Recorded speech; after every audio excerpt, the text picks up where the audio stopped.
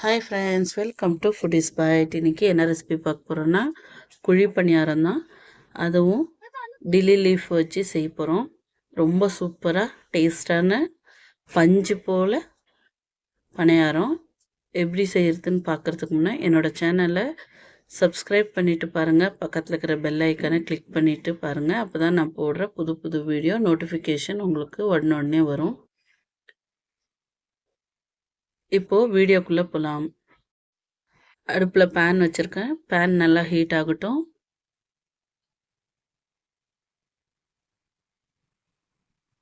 மூணு ஸ்பூன் எண்ணெய் சேர்த்துக்கிறேன். எண்ணெய் நல்லா காஞ்ச உடனே அரை ஸ்பூன் கடுகு சேர்த்துக்கிறேன்.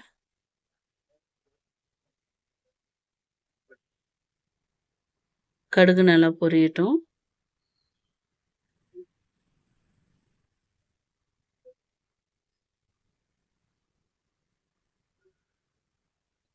இப்போ கடுகு நல்லா பொரிஞ்சிருச்சு. ஒரு 10 பச்சை மிளகா பொடியாக அரிஞ்சு வச்சுருக்கேன், அதையும் சேர்த்துக்கிறேன். நீங்கள் எடுக்கிற மாவு குவான்டிட்டிக்கு பொறுத்து காரம் நீங்கள் சேர்த்துக்கலாம். நான் கொஞ்சம் ஸ்பைஸியாக தான் செய்கிறேன், அதனால் 10 பச்சை மிளகா போட்டிருக்கேன். உங்களுக்கு தேவையான அளவுக்கு சேர்த்துக்கலாம். இது நல்லா ஃப்ரை ஆனவுடனே பொடியாக அரிஞ்சு வச்சுருந்த வெங்காயம் 1/2 கிலோ சேர்த்துக்கிறேன்.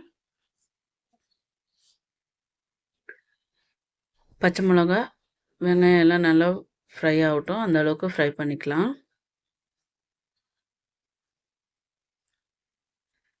இது சூப்பராக இருக்கும். இந்த ரெசிபி கர்நாடகா ஸ்பெஷல்.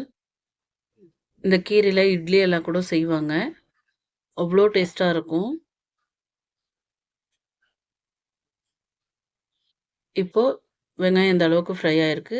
வெங்காயத்துக்கு தேவையான அளவுக்கு உப்பு சேர்த்துக்கிறேன். நம்ம ஏற்கனவே மாவில் உப்பு போட்டிருப்போம், அதனால் வெங்காயத்துக்கு மட்டும் தேவையான அளவுக்கு உப்பு சேர்த்து ஃப்ரை பண்ணிக்கலாம்.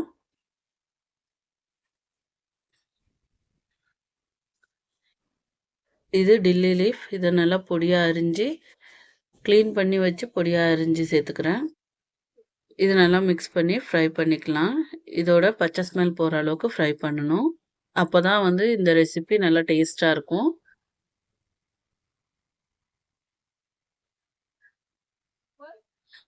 இந்த கீரை போட்டு மசால் வடைலாம் செய்வாங்க, சூப்பராக இருக்கும். நான் அடுத்த வீடியோ அது அப்லோட் பண்ணுறேன். பாருங்கள், இந்த அளவுக்கு ஃப்ரை ஆன உடனே நம்ம எடுத்து வச்சுருக்கிற மாவில் சேர்த்துடலாம். நான் சூடாகவே சேர்த்துக்கிறேன். உங்களுக்கு டைம் இருந்தால் ஆற வச்சுட்டு சேர்த்துக்குங்க.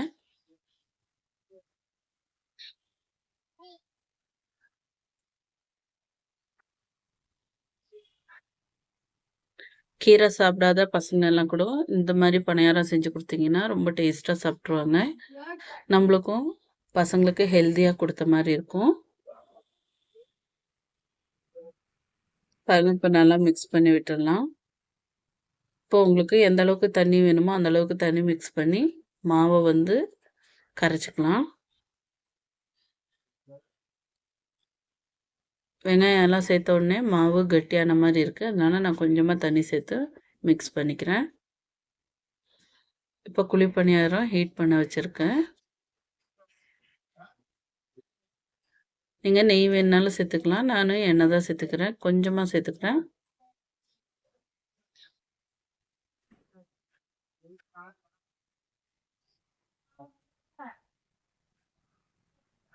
நல்லா காஞ்சிருச்சு. இப்போ கொஞ்சம் கொஞ்சமாக மாவு சேர்த்துக்கிறேன். இதுக்கு சைடிஷ் தேவையில்லை. வேணும்னு நினச்சிங்கன்னா தேங்காய் சட்னி சாம்பாரோட கூட சாப்பிட்லாம். சூப்பர் காம்பினேஷனாக இருக்கும். இது கொஞ்சம் சிம்லேயே வச்சு வேக வைக்கலாம். நான் மூடி போட்டு வேக வச்சுக்கிறேன்.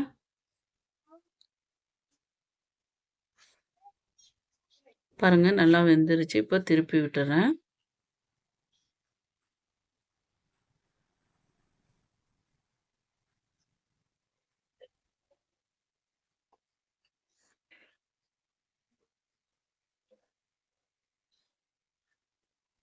இரும்பு சட்டி மாவு கல் மாதிரி இருந்துச்சுன்னா பணியாரம் இன்னும் சூப்பராக வரும். என்கிட்ட நான்ஸ்டிக் தான் இருக்குது, அதனால் நான் இதிலேயே ஊற்றிருக்கேன். பாருங்கள், இப்போ 2 சைடும் வெந்துருச்சு, ஒட்டாமல் வருது பாருங்கள். இந்த ஸ்டேஜில் எடுத்துடலாம்.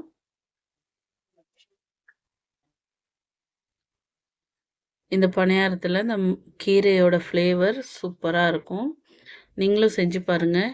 உங்களுக்கு இந்த வீடியோ பிடிச்சிருந்தா லைக் பண்ணுங்கள், ஷேர் பண்ணுங்கள், சப்ஸ்கிரைப் பண்ணுங்கள். தேங்க்யூ ஃபார் வாட்சிங். பாய்.